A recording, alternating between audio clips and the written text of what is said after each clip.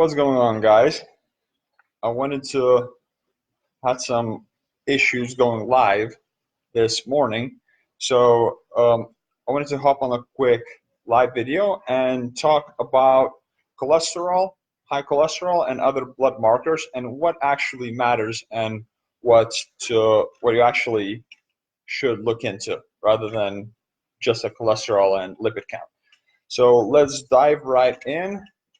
And cholesterol itself is not really a risk factor for cardiovascular disease. In fact, it's only a risk factor when that cholesterol becomes oxidized. Oh, we're going deep right away. So that's the case when the inflammation markers are high.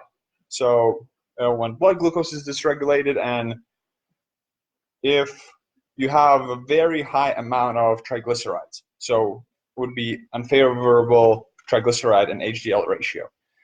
So 10 markers really that I like to test, and so that would be glucose, so blood sugar, fasting glucose, hemoglobin A1C, which gives you a snapshot of about 3 months of your blood sugar fluctuations, HDL, which is called good cholesterol, which really isn't that good, I guess, and homocysteine for inflammation, HSCRP. I'm going to put all of these in the notes. HSCRP, triglycerides, so full blood panel.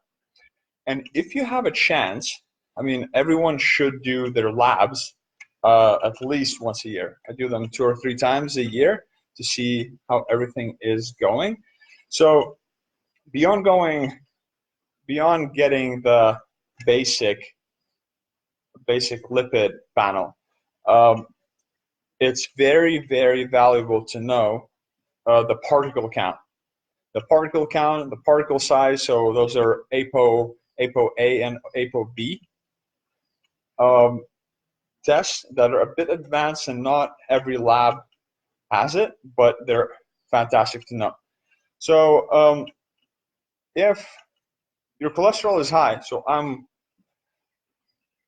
young and my cholesterol is pretty damn high. Like I would, if I went to a doctor and they gave me, I get my test from private labs. But if I went to my doctor, I would be a candidate for statins.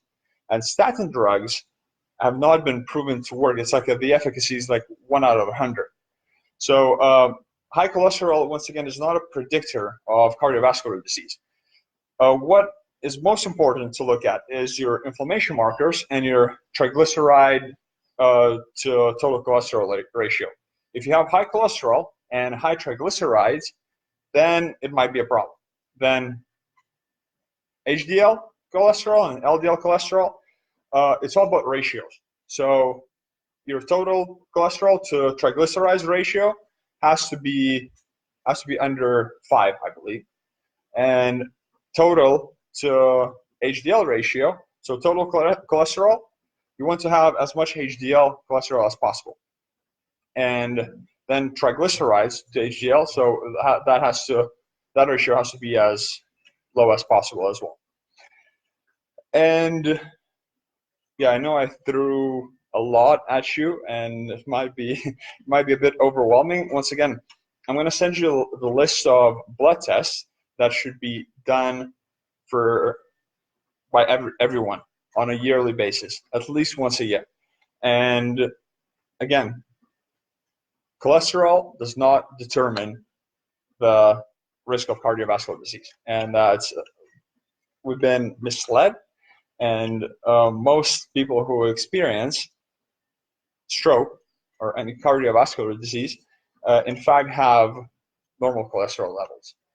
So that's a quick explanation. And now, what to do to optimize your lipids in your body. So taking in healthy fats, so increase omega 3s and clean saturated fats such as coconut oil, avocado oil, lard, grass-fed ghee, grass-fed butter, monounsaturated fats such as avocados and olive oil, great not to cook with, obviously, but to sprinkle on your salads.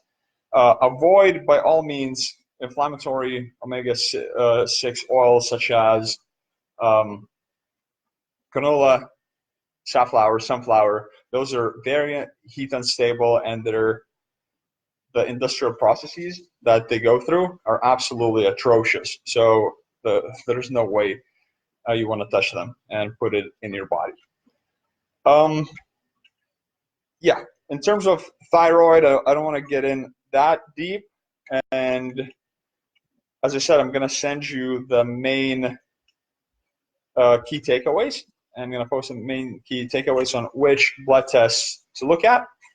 And if you have any questions, please let me know. I'm going to be happy to address them, and hope this was helpful. So talk to you soon.